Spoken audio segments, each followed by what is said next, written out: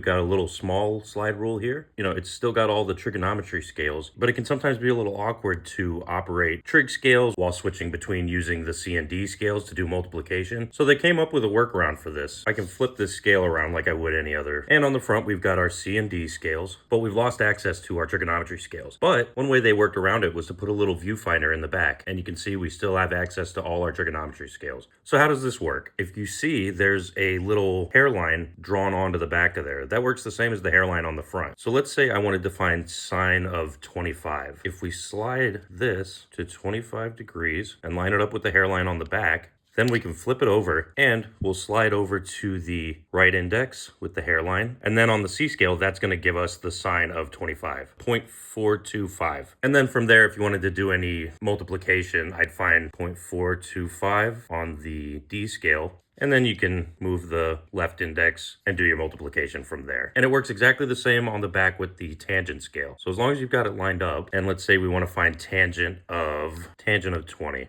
I'll just line that up with the hairline. I'll flip it over and move the front hairline over to the left index. And for tangent, that'll give me 0.364. So that's kind of how those work. Those are really easy ways that they found so that you don't have to keep switching this middle piece back and forth.